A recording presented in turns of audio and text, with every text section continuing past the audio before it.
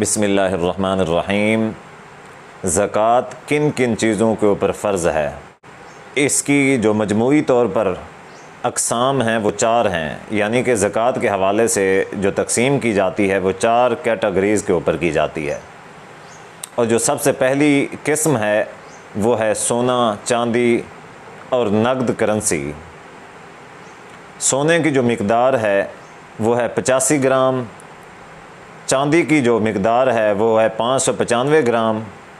यानी कि अगर सोना 85 ग्राम से कम है तो उसके ऊपर ज़कात फ़र्ज़ नहीं है, और अगर 85 ग्राम है या इससे ज़्यादा है तो इसके ऊपर ज़कात फ़र्ज़ है। इसी तरह चांदी है तो चांदी की जो मिक़दार है वो 595 ग्राम, अगर इससे कम है तो इसके ऊपर ज़कात फ़र्ज़ नहीं है, और अगर 595 ग्राम है या इससे ऊपर है तो उसके ऊपर ज़कात फ़र्ज़ है। तो इनकी ज़कात अदा करने का तरीका ये है कि सबसे पहले इनको वज़न किया जाए, और वज़न करने के बाद जो मौजूदा रेट होता है उसके मुताबिक इसके पैसे बनाए जाएं, और पैसों का जो 2.5% है वो ज़कात की नीयत के तौर पे अदा किया जाए। तो ये इसका तरीका है। इसी तरह जो नकद करेंसी है, नकद करेंसी का निसाब ये है कि जो चांदी के बराबर रकम हो, यानी कि 595 ग्राम जो चांदी का निसाब है, इंसान के पास इतने पैसे हों और उन पैसों के ऊपर 1 साल गुज़र गया हो कि वो पैसे इंसान की मिल्कियत में हों, तो उनके ऊपर फिर ज़कात फ़र्ज़ है।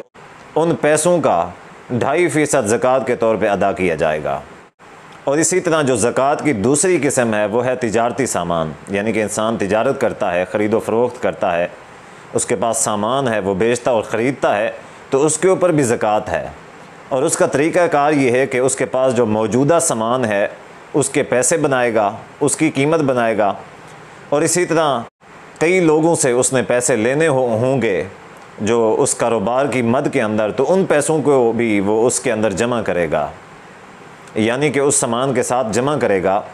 और जिन लोगों को उसने पैसे देने हैं, आम तौर पे होता यह है कि इंसान सामान लेता है पीछे मार्केट से, तो कुछ पैसे उधार कर लेता है, तो जो पैसे उस कारोबार की मद के अंदर उसने देने हैं उनको नफ़ी करेगा, और जो लेने हैं उनको जमा करेगा।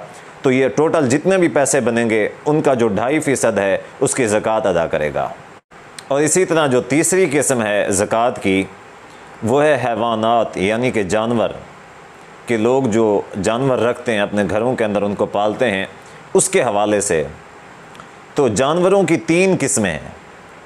नंबर 1 ऊँट है, और नंबर 2 जो है वो गाय और भैंस है। गाय और भैंस एक ही कैटेगरी के अंदर शामिल होती हैं। और जो तीसरी कैटेगरी है वो है भेड़ और बकरियां, ये भी एक ही कैटेगरी के अंदर शामिल होती हैं। तो ऊँट का जो ज़कात की मिक़दार है वो है कि कम से कम 5 ऊँट होने चाहिए, इससे कम है तो उनके ऊपर ज़कात फ़र्ज़ नहीं है। और अगर 5 ऊँट हैं या इससे ज़्यादा हैं तो उनके ऊपर ज़कात फ़र्ज़ है। इसी तरह गाय और भैंस जो हैं इनकी तादाद 30 होनी चाहिए, इससे कम है तो ज़कात फ़र्ज़ नहीं है, इससे ऊपर ज़कात फ़र्ज़ है।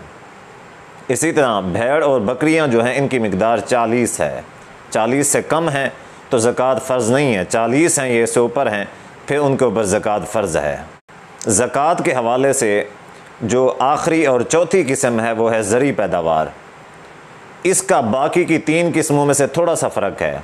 वो ये है कि बाकी की जो 3 किस्में थीं वो साल में 1 बार अदा करनी होती हैं, लेकिन ये जो ज़री पैदावार है ये फ़सल के मौके के ऊपर, जैसा कि कुरान मजीद में है कि वआतू हक़्क़हू यौम हसादी, कि इंसान जो भी खेती बाड़ी या जो फ़सल उगाता है वो जब भी उसने उठानी है, जब भी उसको काटना है, तो उसी दिन ही उसकी जो उसने ज़कात अदा करनी है। और इसको आम तौर पे दूसरे अल्फाज में उश्र भी कहा जाता है।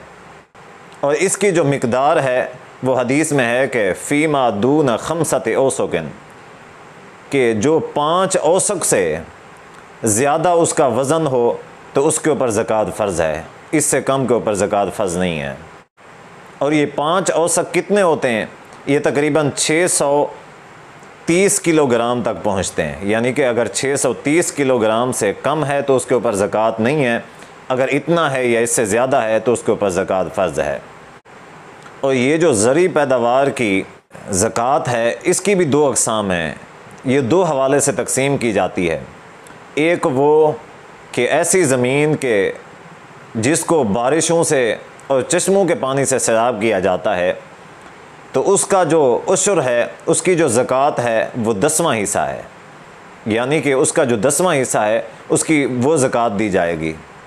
और ऐसी ज़मीनें कि जिनको पानी लगाने के लिए, सैराब करने के लिए इंसान ख़ुद पैसे लगाता है और ख़ुद ज़री आलात के ज़रिए से उनको सैराब करता है, तो उनकी ज़कात जो है वो 20वां हिस्सा है, यानी कि 20% आप लगा लें। तो ये उनका उश्र और उनकी ज़कात ये बनती है। और ये जो ज़कात है ये हर फसल के ऊपर अदा करनी होती है।